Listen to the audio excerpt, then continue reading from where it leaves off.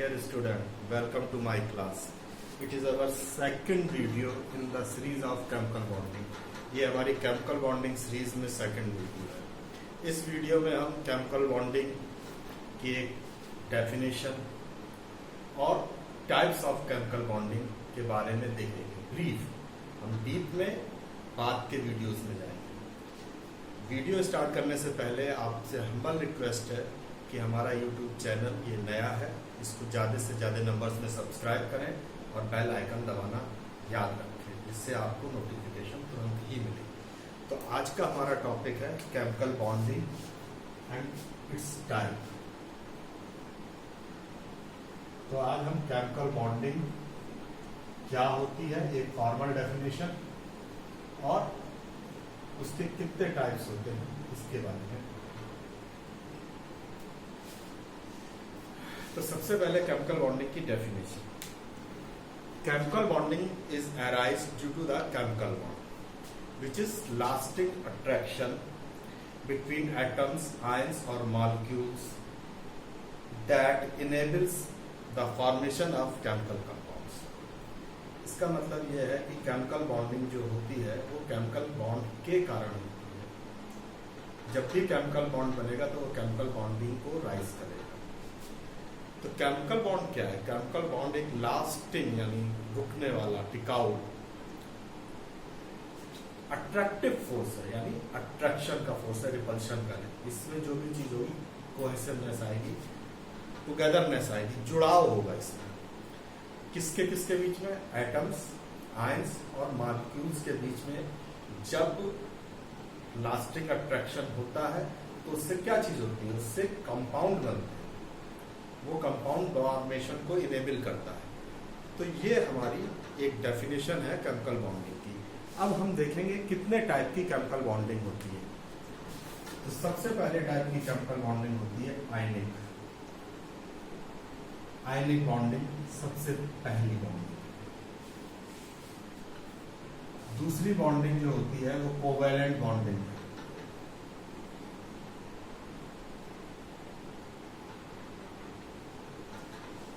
तीसरी bonding hydrogen bonding.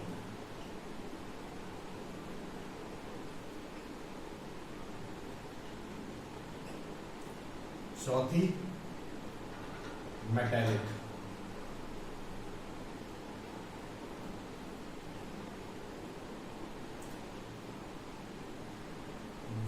पांचवी जो है वो बेसिकली बायोलॉजी में ज्यादा उसका यूटिलाइजेशन होता है, वीक, वंडर,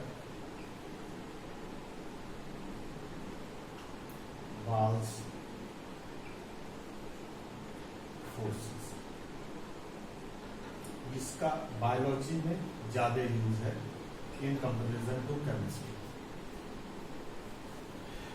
बाकी चारों बॉन्ड केमिस्ट्री में यूज होते हैं.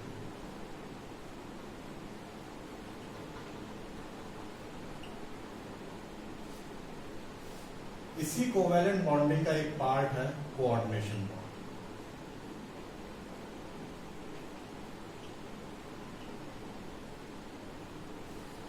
तो अब हम एक एक करके ionic bonding, covalent bonding, hydrogen bonding, इन सब के बारे में बात करेंगे.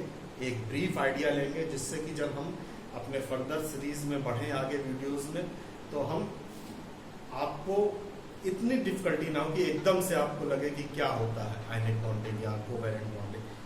तो आयनिक बॉन्डिंग जो है बेसिकली इलेक्ट्रॉन ट्रांसफर के कारण होती है. इलेक्ट्रॉन ट्रांसफर के कारण आयनिक बॉन्डिंग होती है. इसमें एक एटम ये इलेक्ट्रॉन ट्रांसफर है. इस बॉन्डिंग में इलेक्ट्रॉन का ट्रांसफर होता है. हमें पता है कि एक स्टेबल कॉन्फ़िगरेशन पाने के लिए वैलेंस इलेक्ट्रॉन शेल में ऑक्टेट रूल को फॉलो करना चाहिए. उसमें ज्यादा से ज्यादा 8 इलेक्ट्रॉन बाहर के शेल में होने पे वो एक स्टेबल कॉन्फ़िगरेशन बना.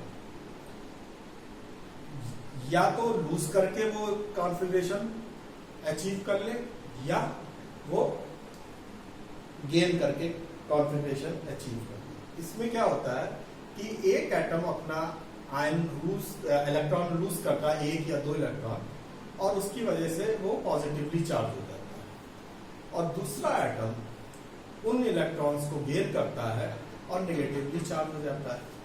अब दो डिफरेंटली चार्ज आयंस के बीच में ये बॉन्ड बनता है जो कूलाम्बिक फोर्स के कारण, attractive force of coulombic law या कूलाम्स लॉ के अंतर्गत जो अट्रैक्टिव फोर्स आते हैं उनके कारण ये बॉन्ड बनता है। ये बॉन्ड कोवेलेंट बॉन्ड से ज्यादा मजबूत होता है, ज्यादा स्ट्रॉन्ग होता है। अब हमारा सेकंड बॉन्ड जो है वो कोवेलेंट बॉन्ड है। इसमें इलेक्ट्रॉन ट्रांसफर नहीं होता, इसमें बेसिकली इलेक्ट्रॉन शेयर होते हैं।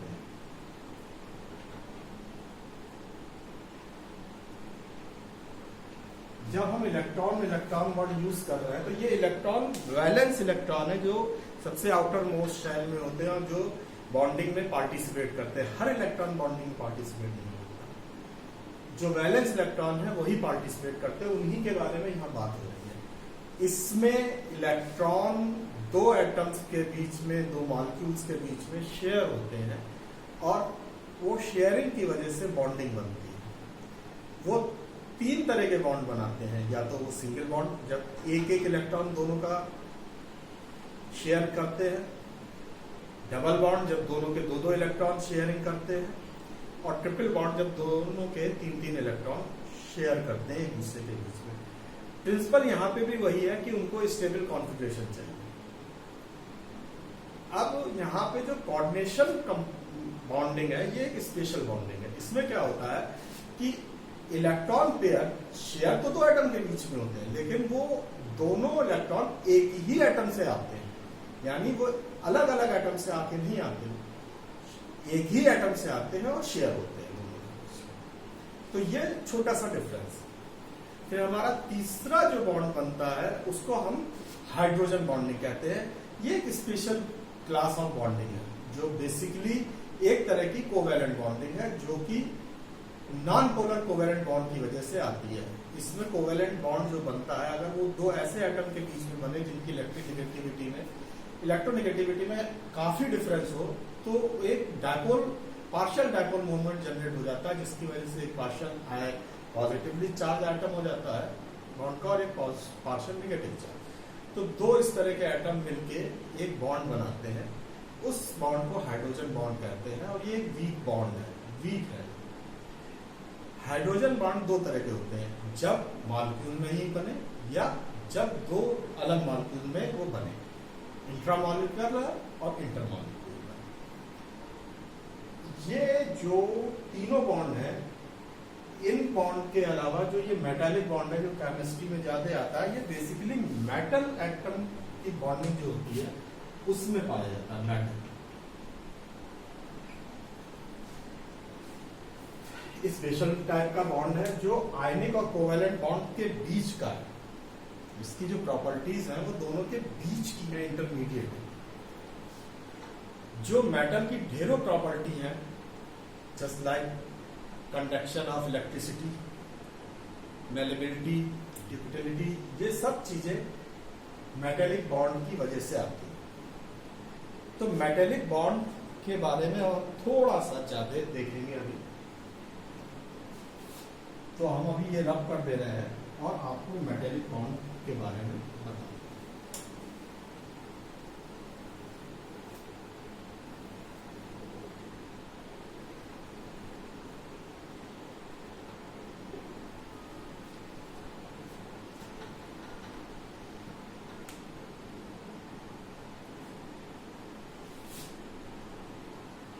मेटेलिक बॉन्ड्स, ये एक स्पेशल केमिकल बॉन्ड है। ये बॉन्ड क्या है? Metallic bonds are chemical bonds that hold atoms together in metals.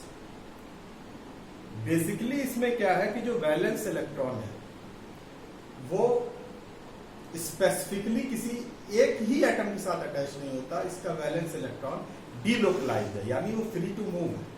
वो कई इलेक्ट्रॉन कई एटम के इन्फ्लुएंस में आ सकता है। तो बेसिकली इस बॉन्डिंग में क्या है कि ये अगर हमारे न्यूक्लियाई है, पॉजिटिवली चार्ज है, यहां हमें एक चीज बहुत ध्यान देनी है, हमें ये कंफ्यूज नहीं होना, ये आयंस नहीं है, ना इसमें कहीं आयंस बन रहे हैं। बेसिकली ये डीलोकलाइजेशन ऑफ वैलेंस इलेक्ट्रॉन है। तो ये जो बीच में वैलेंस इलेक्ट्रॉन का एक तरीके से सी है, ये सी की वजह से ये होल्ड करते हैं एक दूसरे से।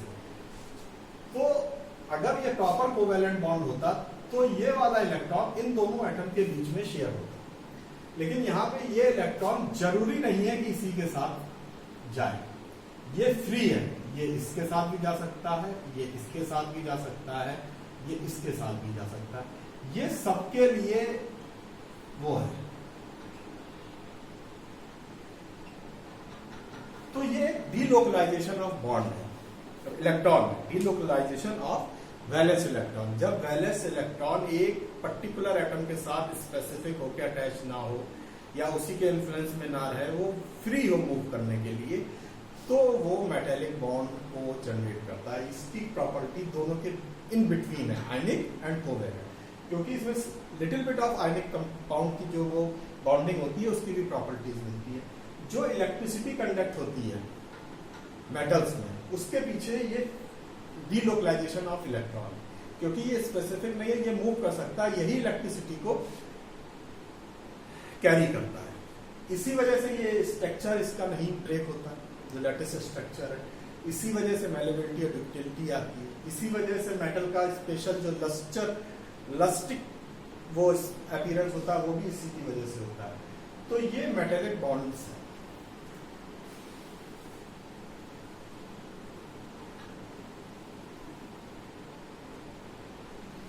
अब आते हैं वंडर वाल्स इंटरैक्शन कह लीजिए या रीग वंडर वाल्स फोर्स कह लीजिए, जो भी आप नाम देना चाहें।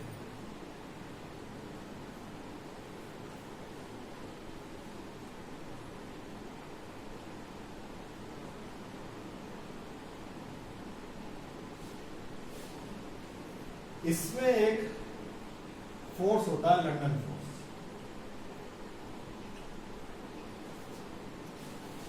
इसको जर्मन फिजिसिस्ट फ्रिट्ज लंडन ने स्टडी किया या इन्वेंट किया या उसको सबसे पहले जाना समझाया। ये एक इंस्टेंटेनियस इंड्यूस डायपोल फोर्स है, डायपोल मूवमेंट इंड्यूस करता है इंस्टेंटेनियस और शॉर्ट लिव पीरियड। इस बॉन्डिंग में क्या होता है कि जब दो एटम एक दूसरे को अप्रोच करते हैं, तो जो उनके वैलेंस इलेक्ट्रॉन का क्लाउड है जो बाहर का बिल्कुल, वो जब बिल्कुल एक दूसरे के पास आके टच करने वाला होता है, तब ये फोर्स काम करना शुरू करते हैं। इनमें कोई शेयरिंग नहीं होती, कुछ नहीं होता। इस एक्शन की वजह से क्या होता है, एक इंस्टेंटेनियस डायपोल मूवमेंट जनरेट होता है या इंस्टेंटेनियस डायपोल इफेक्ट जनरेट होता है, आप जो कह लीजिए, जो नॉन स्पेसिफिक और नॉन डायरेक्शनल है। उसकी वजह से क्या होता है कि दो एटम में जो आसपास होते हैं, वो एक स्लाइटली पॉजिटिवली चार्ज हो जाता है और एक slightly negatively charge for a brief movement. मैंने आपसे कहा ये इंस्टेंटेनियस है, ये लास्टिंग नहीं है। इस वजह से ये एक बहुत कुछ समय के, छोटे समय के लिए एक दूसरे के अट्रैक्शन में आके non specific non directional force generate करते हैं। ये वीक वंडर वाल फोर्सेस हैं जिनका मेन यूज बायोलॉजी में होता है। सो आज हमारा जो वीडियो है आज का, वो यहीं पे खत्म होता है। So dear student, have a nice day. अगले वीडियो में हम डीप में जाके बात करेंगे। थैंक्स।